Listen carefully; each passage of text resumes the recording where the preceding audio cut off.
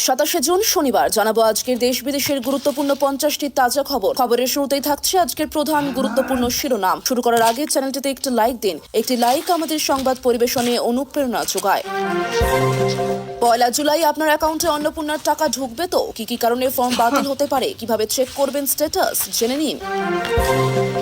একই পরিবারের শাশুড়ি বৌমার আলাদা আবেদন, অন্নপূর্ণা যোজনা নিয়ে বড় আপডেট।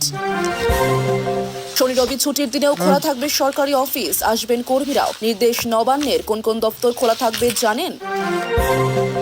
তৃতীয় সন্তান নিলেই মাসে 10,000 নু দেবে সরকার, বড় ঘোষণা রয়্যাল গভর্নমেন্ট অফ ভুটানের। কৃষকদের জন্য বছরে 36,000 টাকার পেনশন আবেদন করবেন। সবাই পাবেন না অন্নপূর্ণা যোজনার টাকা, যোগ্যতা নিয়ে বিধানসভায় বড় খোলসা স্বপন দাশগুপ্তর। কলকাতায় এবার আয়ুষ্মান ভারতের সুবিধা, কোন কোন নামী হাসপাতালের বিনামূল্যে চিকিৎসা, দেখে নিন তালিকা।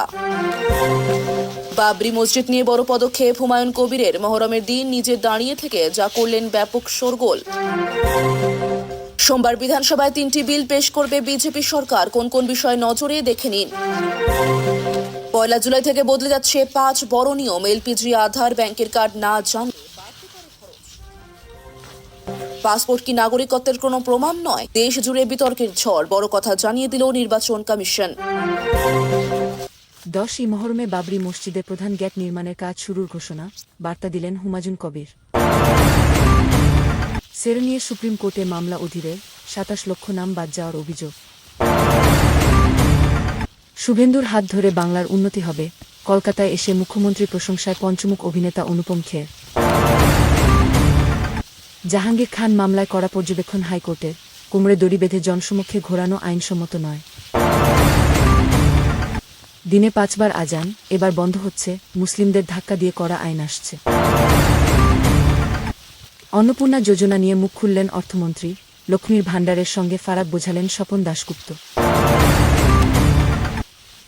21 জুলাই ধর্মতলাতেই সভা করবে তৃণমূল, জল্পনার অবসান ঘটালেন মমতা।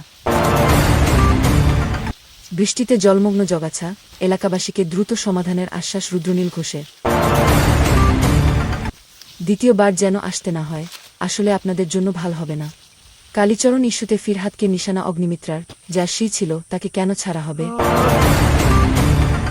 অভিন্ন দেওয়ানি বিধি বিলের আগে শান্তির বার্তা হুমায়ুন কবিরের, দেশের আইন মেনে চলুন।